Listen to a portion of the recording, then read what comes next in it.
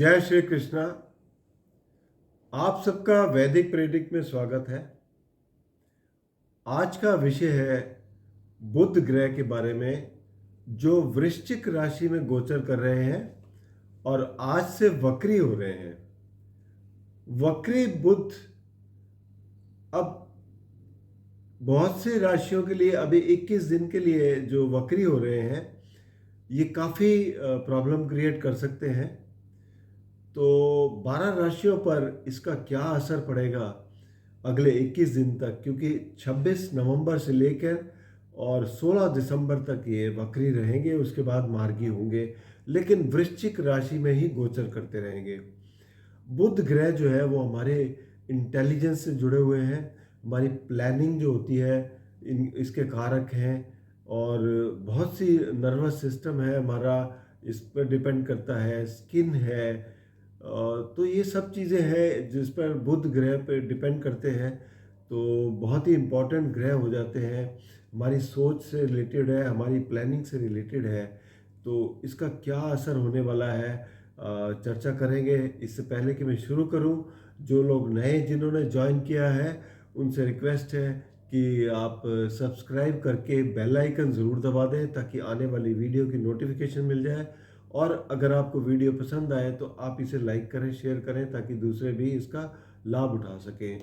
कोई भी सुझाव हो, कोई प्रश्न हो तो ज़रूर लिख दीजिएगा कमेंट बॉक्स में, उसका उत्तर आपको मिलेगा। तो चलिए शुरू करते हैं। सबसे पहले देखेंगे मेष राशि वालों के लिए। मेष राशि वालों के लिए बुध का गोचर जो चल रहा है 8वें घर में चल रहा है, और यहाँ पर ये वक्री होंगे। और क्योंकि तीसरे और छठे घर के स्वामी हैं, तीसरा घर कम्युनिकेशन से रिलेट करता है, छोटे भाई बहनों से रिलेट करता है, और छठा घर जो है वो रोग रिपू ऋण का है। तो यहाँ 8वें घर में बैठ के आपको कहीं कम्युनिकेशन में प्रॉब्लम हो सकती है कि आप जो कुछ लोगों से कहना चाहते हैं वो प्रॉपर ना कह सकें। जो प्लानिंग पहले आपकी चल रही थी वो हो सकता है रिवर्स हो जाए, तो इससे आपको परेशानी हो सकती है, मानसिक तनाव बढ़ सकता है। तो इन सब चीज़ों का आपको ध्यान रखना पड़ेगा। इसके अलावा बाकी क्योंकि छठे घर के स्वामी 8वें में हो तो एक विपरीत राजयोग बनाते हैं, जिसका अर्थ ये होता है कि परेशानियां तो आएंगी लेकिन उससे निकालने में भी सक्षम होंगे बुध ग्रह। तो इसके बाद बात करेंगे वृषभ राशि की। वृषभ राशि के लिए बुध ग्रह जो है वो है दूसरे और पंचम भाव के स्वामी। अच्छे ग्रह गिने जाते हैं वृषभ राशि के लिए, और मित्र भी है राशि स्वामी के। तो इसलिए इनका यहाँ पर सप्तम भाव में गोचर जो है वो काफ़ी अच्छा होने वाला है। आपको काफ़ी फ़ायदा मिल सकता है पार्टनरशिप वगैरह में। और लेकिन थोड़ा सा आप डॉक्यूमेंटेशन पे या जो कुछ उसमें आप अचीव करना चाहते हैं उस पर फोकस ज़रूर करिए, ताकि आपको ऐसी स्थिति ना हो कि ये 20 दिन में जो था आपकी प्लानिंग कुछ खराब हो गई। तो थोड़ा फोकस होके चलेंगे तो उसमें आपको पूरा फायदा मिलेगा। बाकी पार्टनर्स में या पति पत्नी में वाद विवाद से बचने की कोशिश करें। इसके बाद बात करेंगे मिथुन राशि के लिए। तो मिथुन राशि के स्वामी हैं बुध, और साथ ही में चौथे घर के भी स्वामी हैं।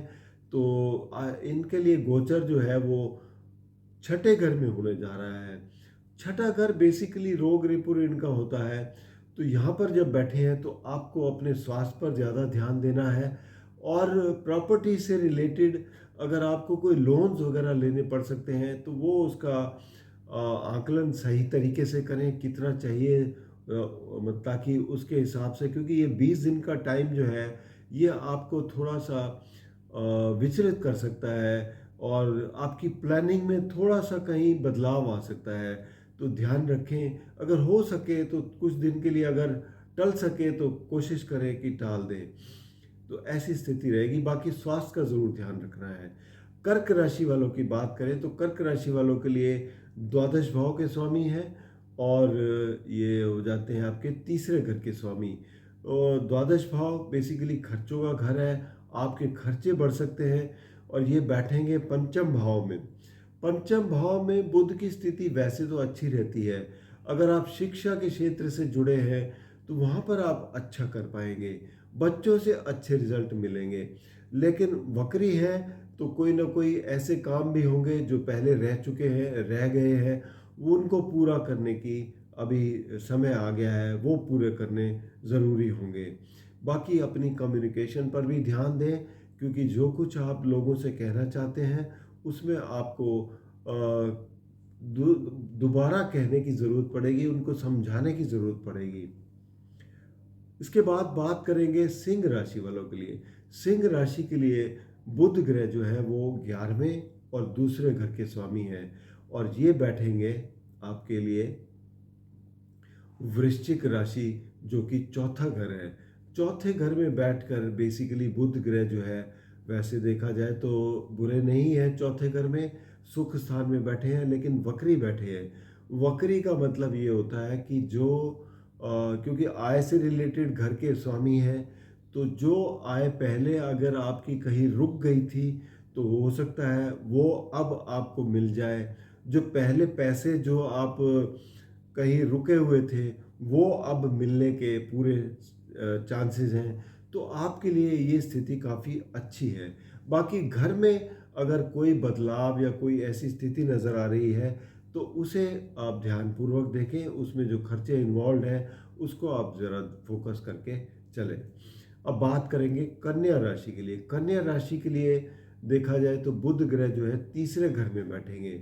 अब तीसरे घर में बुध ग्रह की स्थिति जो है वो भी मंगल की राशि में उतनी अच्छी नहीं कही जाएगी। थोड़ा सा आपको अधिक मेहनत करने की ज़रूरत पड़ेगी कुछ भी हासिल करने के लिए। साथ में क्योंकि 10वें घर के भी स्वामी हैं, तो यहाँ पर भी आपको अधिक मेहनत करनी पड़ेगी अपने कार्य क्षेत्र में अचीव करने के लिए। तो अपना फोकस बनाए रखें तो और मेहनत करते रहें, तो आपके लिए ज़्यादा प्रॉब्लम नहीं होगी। इसके अलावा बात करेंगे तुला राशि के लिए।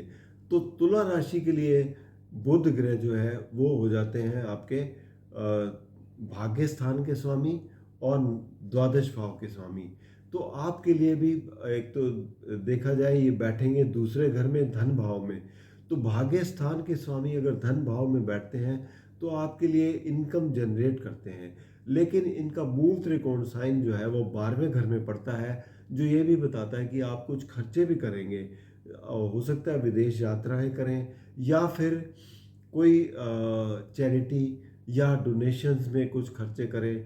तो ऐसी अच्छे कार्य है तो कोई दिक्कत नहीं है। बाकी आय की वृद्धि ज़रूर दिखती है। वृश्चिक राशि वालों के लिए बात करें तो वृश्चिक राशि के लिए ये बन जाते हैं 8वें और 11वें घर के स्वामी। तो यहाँ पर ये वृश्चिक राशि में बैठे हैं पहले घर में। एक तो आपको स्वास्थ्य में परेशानी हो सकती है, उसका ध्यान रखें। इसके अलावा आपकी जो प्लानिंग है उसमें कहीं ना कहीं कुछ चेंज हो सकते हैं, तो विचलित ना हो, थोड़ा धैर्य रखें और फोकस होकर काम करें। तो थोड़ा बस सबसे ज़्यादा स्वास्थ्य पर ध्यान दें तो आपके लिए ठीक रहेगा।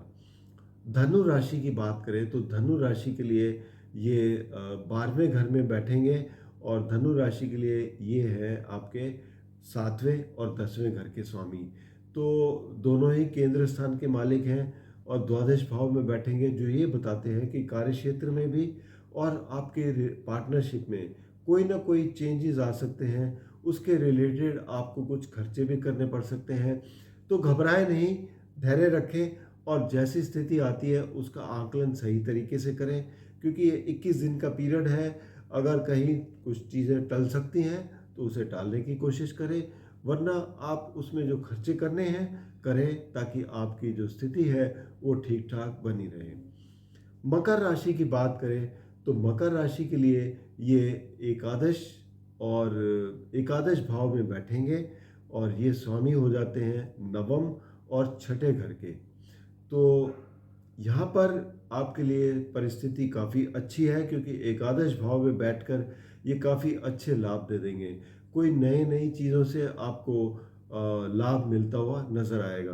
तो मकर राशि वालों के लिए बुध का जो ये वक्री होने का गोचर जो है, क्योंकि ज़्यादा पावरफुल हो जाते हैं, तो आपके जो आय में काफ़ी अच्छी वृद्धि दिखाई देती है। इसके अलावा अब बात करेंगे कुंभ राशि वालों के लिए। तो कुंभ राशि के लिए ये 10वें घर में बैठेंगे। 10वां घर और ये मालिक है पंचम और 8वें घर के। तो दशम घर के वक्री होकर बैठेंगे तो इसका मतलब ये है कि कुछ रिलेट करेंगे, कोई पहले के कोई काम आपके छूट गए होंगे, उसे अब करने की ज़रूरत पड़ेगी। कुछ काम में बदलाव भी आ सकते हैं, वो भी आप धैर्य से देखें, फोकस करके चलें तो आपके लिए परेशानियाँ कम होंगी। बाकी अपनी प्लानिंग को सही तरीके से देखेंगे, आकलन करेंगे तो आपके लिए ज़्यादा परेशानी नहीं होगी। मीन राशि की बात करें तो मीन राशि के लिए ये चौथे और छठे घर के स्वामी बनते हैं और ये बैठेंगे भाग्य स्थान में। अब भाग्य स्थान में बैठेंगे मंगल की राशि में, तो यहाँ पर स्थिति पार्टनरशिप के मामले में अच्छी रहेगी, इसमें कोई दिक्कत नहीं है। चौथे घर के स्वामी होकर भाग्य स्थान में बैठेंगे तो यहाँ पर भी आपको प्रॉपर्टी वगैरह से लाभ हो सकता है। तो ओवरऑल स्थिति आपके लिए अच्छी है, कोई दो इसमें परेशानी की बात नहीं है। बस इतना ज़रूर ध्यान रखें कि हो सकता है कोई आप घर के मामले में कोई पुराने काम कोई छूट गए हों, वो आप करने पड़ें, तो कोई बात नहीं, आप उसको पूरा करिए और आगे अपनी प्लानिंग के ऊपर फोकस करिए, तो ओवरऑल आपके लिए भी स्थिति काफ़ी अच्छी रहेगी। बाकी व्यक्तिगत रूप में कोई भी समस्या है तो आप नीचे दिए गए नंबर पर संपर्क करें या फिर vaidicpredict@gmail.com पर अपनी जन्म की विवरण देकर कुंडली का विश्लेषण करवा सकते हैं। बुध अगर आपकी कुंडली में कमज़ोर है तो उसके आप उपाय कर सकते हैं, जैसे कि बुधवार को एक तो गणेश जी की आराधना करें और साथ ही में हरी चीज़ों का दान करना काफ़ी आपके लिए पॉजिटिव रहता है, उसमें आपको काफ़ी लाभ मिलते हैं। धन्यवाद।